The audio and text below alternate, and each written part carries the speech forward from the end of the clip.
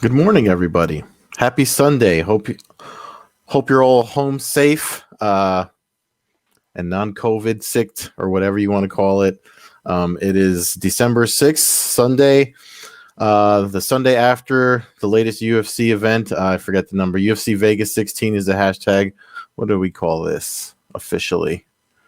I'm Ed Carbajal. UFC on ESPN 19. Because it was on ESPN 2. And I'm Ed Carbajal. Follow me on Twitter at Carbazal. And this video, like my other Sunday submissions, will live at the MMAnews.com YouTube channel. So if you're catching this after I've streamed it, make sure you like and subscribe to the YouTube channel for MMAnews.com. Click the bell notification for our interviews and stuff like this. We've got interviews with Brandon Vera of One FC, or One Championship, rather. They were originally One FC, so I keep calling them One FC. And then I spoke with Bobby Nash from Extreme Fighting Championships, the XFC. Their next event, XFC 44, is in February, which is right around the corner the way the calendar's been moving. So make sure you check that out over at the MMAnews.com YouTube channel. Thanks again for tuning in. So, had an interesting short card yesterday on ESPN2.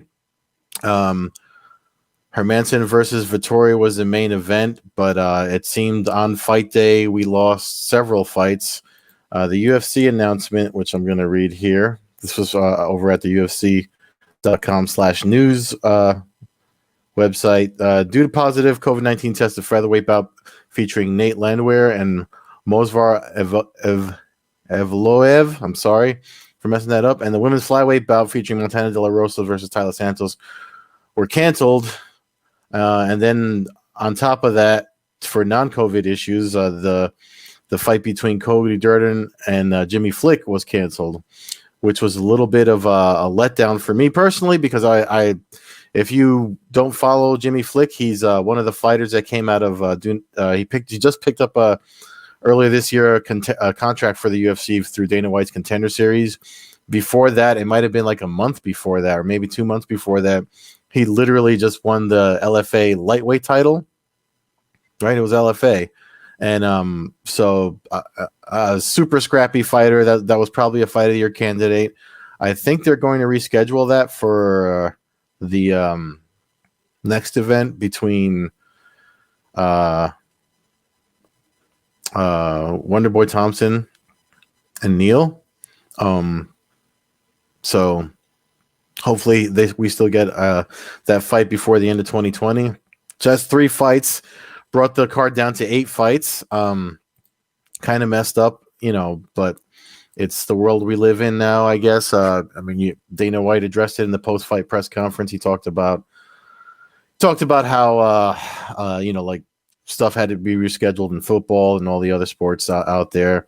Pushed back, different dates, odd times of the day where folks are really, I guess we're home watching, but we're not watching, especially if you're fortunate enough to be working from home.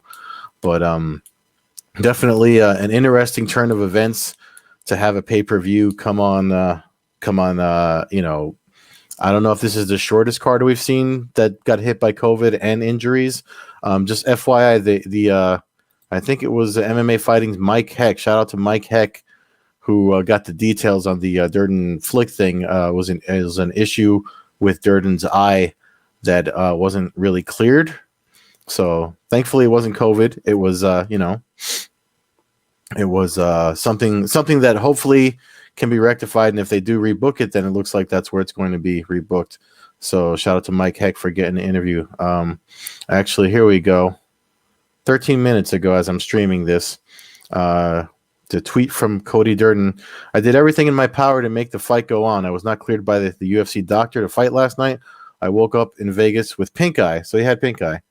Wednesday, called the UFC doctors, picked up prescription eye drop, and did exactly what I was supposed to do in the situation. So pink eye.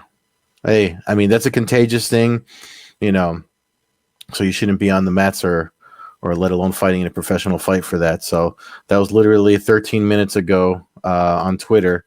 Cody Durden at Cody_Durden. If you're not following him on Twitter, am I following him? I'm going to follow him now because I'm looking forward to that. That would have been a good fight. him and Jimmy Flick. So I'm actually going to retweet it too for you folks that follow this stream and follow me on the account. So you can get the detail. But Mike Heck dropped that last night, and obviously Cody's updating us on the details now. So if they can reschedule it for the Thompson Neal card week after next, then that would be a good fight to watch. I mean, we already got another pay-per-view on deck for next weekend. So I don't mind that flyweight main event. I mean, weird things have happened in 2020. I think there's a reinvigoration of the 125-pound division with a different coat of paint on it, so to speak. I never disliked it before. I actually love Mighty Mouse as a champ, and I still think he's a great champ. If you didn't catch the news, he's fighting, I forget what title. He's got the Grand Prix title, so he's fighting the division champion over there. That was announced during the 1FC event from Friday, which I believe that's what Lynch interviewed Vera for. But don't quote me on that because I haven't checked the full card details. But yeah. Anyway, back to the UFC event. So we wound up with an 8-fight card, and not for the smaller card. We had, I'm a fan of finishers. So we had 1, 2. Looks like it was all 1, 2 from the 8 fights.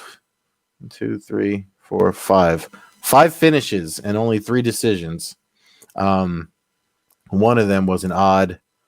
Where's the odd one? I'm looking for the split decision with Roman Dolidze versus John Allen.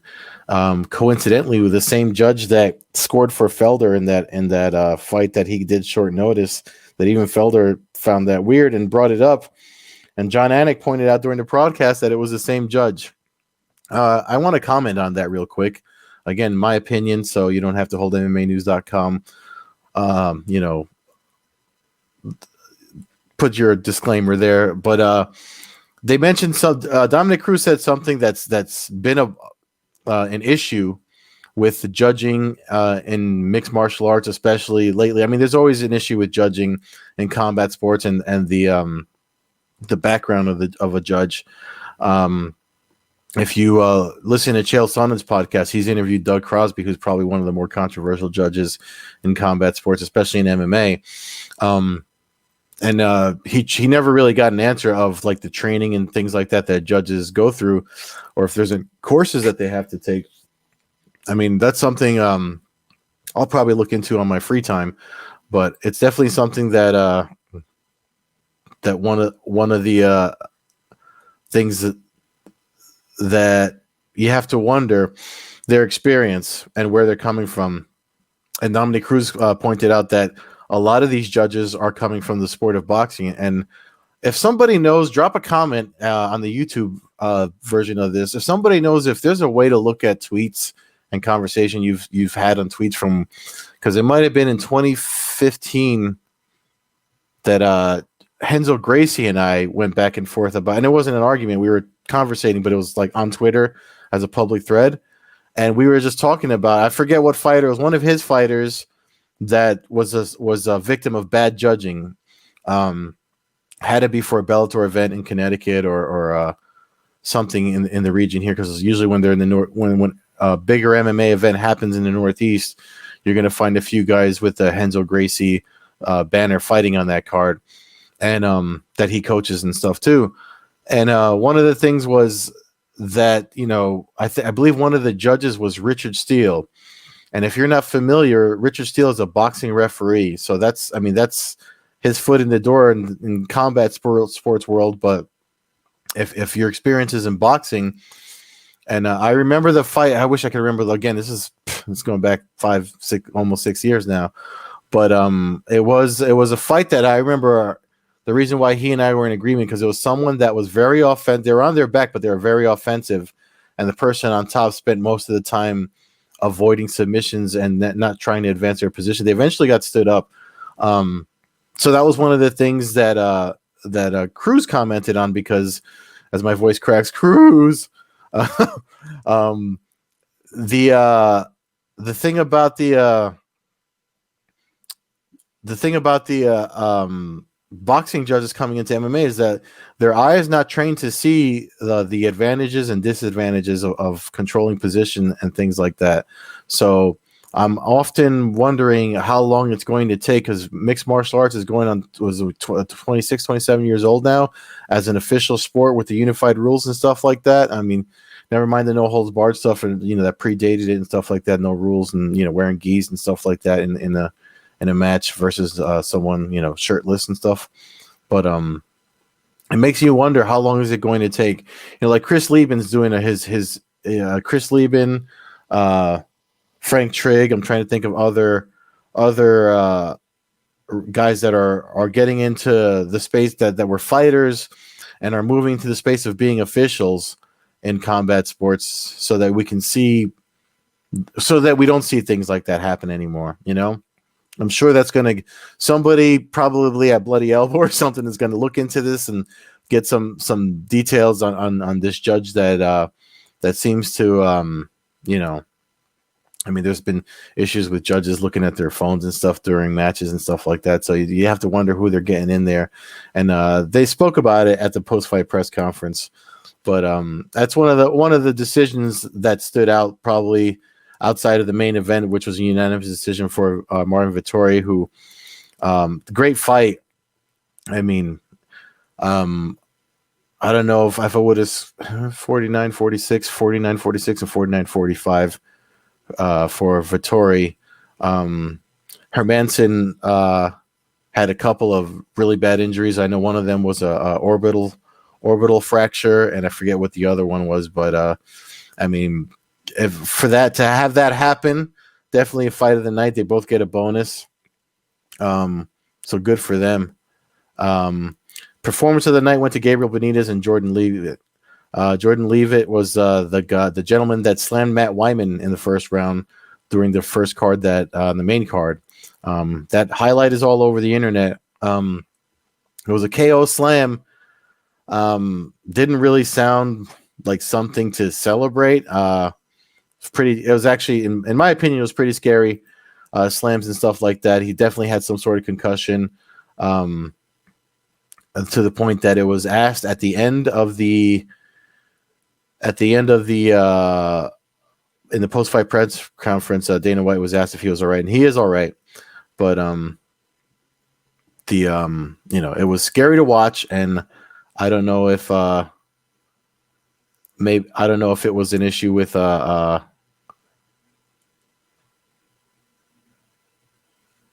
sorry, just had a little blip on Periscope. Interesting. Anyway, I'm doing this on Periscope and my own Twitch channel, and I send the video to MMAnews.com, but sorry about that.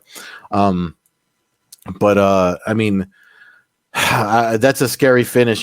Slams are always quite not questionable, but they're just scary because, I wouldn't be surprised if, like, maybe in the next 5 to 10 years, the rules change again and slams become something that aren't allowed anymore, in the sense that, that we saw there. I mean, if you look back at the slams in MMA history, there's some pretty bad ones. Some were accidental. Some were weird.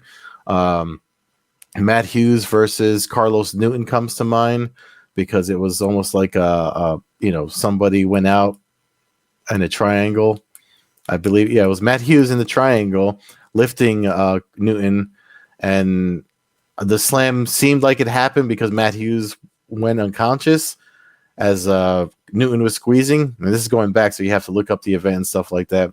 And then obviously I probably the most popular slam in MMA history might be from Pride Fighting Championships, when Quentin Rampage Jackson slammed Ricardo Arona and knocked him unconscious. Same situation, triangle being set up, and back then, Rampage's knees were healthy.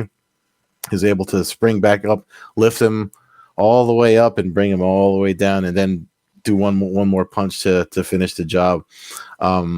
So slams are dangerous. I think the only defense is to let go if you're being lifted like that. And Sakuraba actually did it a few times. If you watch Sakuraba versus Rampage at Pride, he did it a few times where he kind of does a limp noodle thing. Every time Rampage lifts him to slam him, he goes kind of limp noodle, and it's almost like trying to slam something that's engulfing you. And Sakuraba wound up submitting Rampage in that fight. But that's old history. We're talking more recent history. One fight that I feel like didn't get the love was on the prelims. Elia Topuria versus Damon Jackson. First round knockout. Talk about a striking clinic in a fight that was on the prelims. Again, the prelims started later.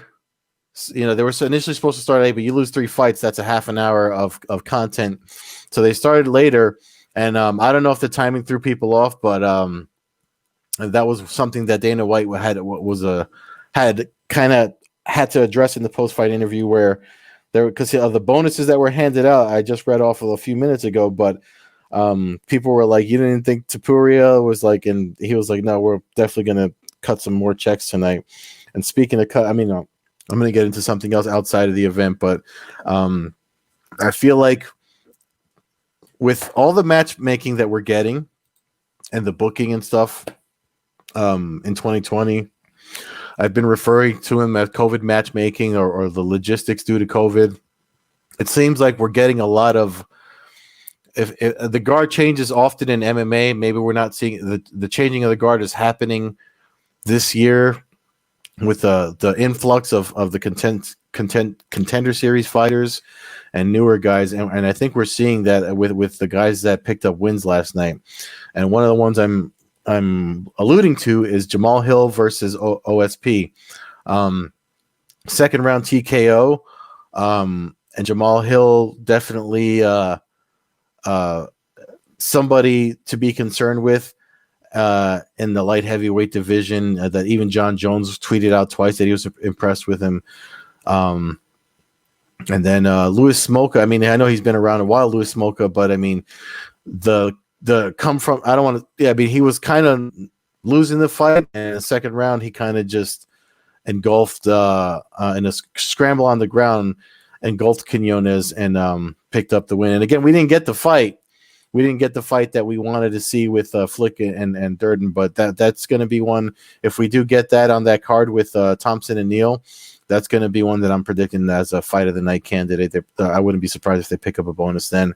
And the opening prelim was a heavyweight bout between Jake Collier and Jan Vellante. Jan Vellante is part of the crew with Long Island, Sarah Longo. I hate to pick against those guys, but Jake Collier was another fighter that came out of nowhere. Another one that if you're looking at him, you're not expecting to see that level of striking and output, throwing punches and the combinations he put together and the adjustments he made when it seemed like something went wrong with his right hand. I mean, great combo. Vellante's got the chin of granite, so I mean, he won a decision, but I think this is Vellante's second fight at a heavyweight. He was a middle right heavyweight, and I believe he was a 205er before that. Him and Chris Weidman, they need to have their own sitcom together, but it's just one of those things that we're starting to see in the sport, the evolution, and the newer. It's a young man's sport. I say it almost every week. The newer guys coming in with the way mixed martial arts has evolved. It used to be you had to be a mastery. You had to have a mastery in something, like black belt in jiu-jitsu, all-American wrestler, or Olympic level wrestler, or world-class kickboxer, and then you had to just add pieces to that. But now we're just seeing these guys that they join MMA gyms and they just become MMA fighters. I mean, there's no real ranking system outside of winning titles as a mixed martial artist. So I mean, it's just the evolution of martial arts is there is no, the whole point of if you look at the whole point of the first UFC, it was to prove a dominant style, and now the dominant style seems to be, I mean, we're going back to Jeet Kune Do philosophies. There is no style, it's what you train best and how you train best. And we're seeing that with the fighters coming up and things like that. And I think Jake Collier from last night's event was a good example of that. Martin Vittori this is another example of that. He actually said in the post-fight interview when he was addressing the media, he actually said, one of the things, he wanted to be the best mixed martial artist, came to the U.S. to do it because that's where there's a lot of high-level guys training, and it's paying off for him. One thing that keeps coming up because of the middleweight division that he's probably going to get ranked in now, in the top part of it, is I'm going to bring up his record here so I can be accurate in my statements. Where are we? In 2018, it's not that long ago, lost a split decision to Israel Adesanya, the current middleweight champion. And so after he picked up his win last night against Hermanson, he called out Paulo Costa, because he's trying to move up the ladder the right way. And it seems like he respects the rankings and the spots that fighters earn. The thing with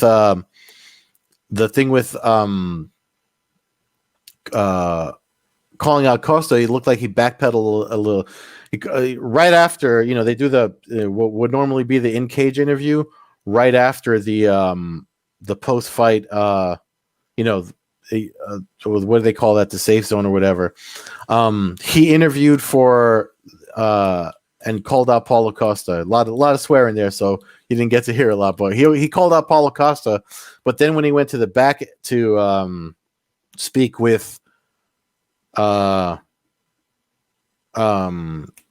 media, he was asked about the fight with Israel Adesanya, and so I know I mention it all the time. I do another podcast with a co-host and Matt Hawkins with Coast to Coast Combat Hour, who always seems, when we talk about Marvin Vettori, he always seems to have to point out to me this fight with Adesanya and how he almost, there's people that think he won that, and Matt's one of them that think he won that fight. So that's a fight that we might see.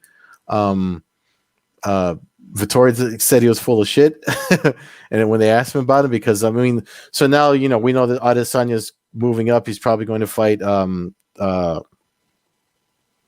drawing a blank for about the light heavyweight title fight, and then you have the stuff with John Jones. But here we have Vettori pursuing middleweight title aspirations. And he's got the split decision loss, which means somebody thought he won, and more than a few people thought he won. So I think middleweight division might get interesting if we don't. I know 205 is interesting with John Jones vacating the title for his heavyweight aspirations, but I think the heavier weights are going to get some love in 2021. And Vettori is definitely, being the first Italian contender in that weight class. Seems to be a lot of fanfare for that. It's not like Italian fighters in combat sports haven't had their space before, but I guess it's safe to say, if you're looking at the history of combat sports, we haven't really had somebody like that's gotten to that level in a while. So it's definitely something he should be proud of, and a little check mark on his name there. What else did we see last night?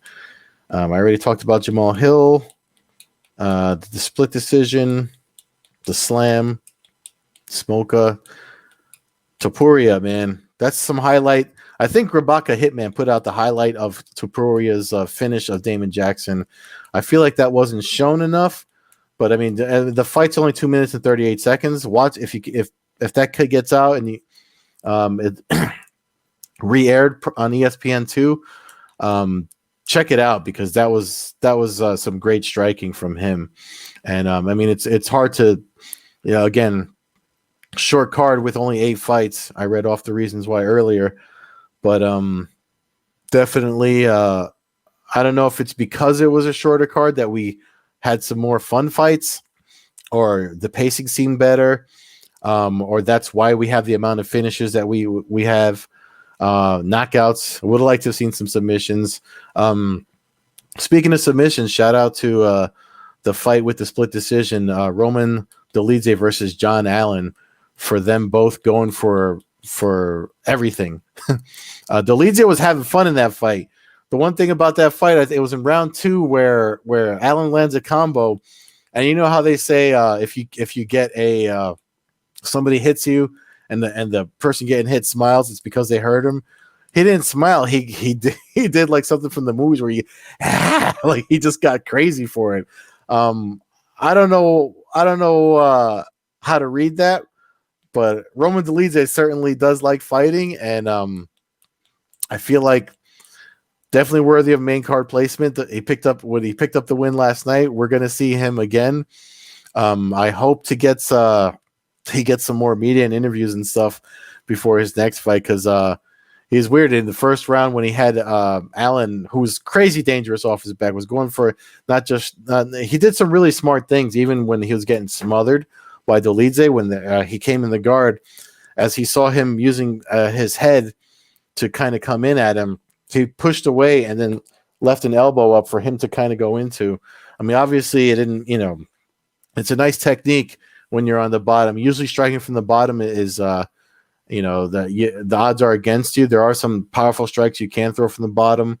There's a few knockouts you can get from there outside of the up kick, the shoot box, act like you're shrimping away and then swing that hammer fist against someone. That's an old school one. You probably see that more in Pride than you see in the Pride days than you see now in the UFC, but it's made an appearance a couple of times. But that's a nice one if you want to try to open up a cut. I mean, outside of like Tony Ferguson will put you in his guard and elbow away, the obvious stuff like that. But I almost felt like that should have been. There's a light heavyweight fight too, so I almost felt like that should have been consideration for fight of the night. But maybe it's because I found it more. I don't want to. I'm not trying to disparage the Vittoria Hermanson fight, but because that was an entertaining fight too. But I felt like I just had more fun watching Dolidze versus Allen. Who knows? Again, it's all subject to opinion, which is pretty much what the judges did in that fight too. So that's pretty much it. Again, short card. We have the UFC 256 is the last pay-per-view of the year. Figuero versus Moreno. I know we're going to do predictions and stuff like that. I mean, that's going to be a hard one for me to pick. I really do like Moreno. Do I see him predicting an upset? I don't know. Figuero has seemed to have been a force at flyweight. I think the issue we have... Excuse me, drinking tea. Lopez, shout out to Lopez for giving me the tea tip, because you haven't heard me do old man noise. Well, maybe once when I covered, but anyway, I feel like we need to the thing. If Figueiredo picks up another win dominantly and has no issues for the weigh-in thing, we can stop bringing that up after this week if he wins, but. They both only fought a few weeks ago. Yes, they had first round finish, but the fact that he just made weight, we just got through. I mean, they kept him in Vegas in a time that's kind of known for folks putting on some pounds. With the holidays and stuff. I mean, Thanksgiving's not it's an American holiday, so maybe Figueiredo doesn't really partake in it and stuff like that. I don't know. You got to wonder how much rest these guys took before they went back into fight mode, given the quick turnaround. So that's the only question mark I have for this fight in terms of whether or not Figueiredo retains the title. Moreno, we know, is always game. It's a really good matchup. Moreno's more scrambly, but he's a very scrambly fighter when they get into the grapples. So I don't know if that's going to be enough to avoid any submissions from Figueiredo. I would imagine he's training for them, but again, a quick turnaround gives you little time to prepare for someone like that. One thing is for sure is that we can expect high output. Again, when you put Moreno's a fight of the night guy for me. I've followed him since they had him on the Ultimate Fighter and they brought him off early to fight in the flyweight division. He's entertaining. So is Figueiredo. So I wouldn't be surprised if that last pay-per-view gives us another potential fight of the year candidate.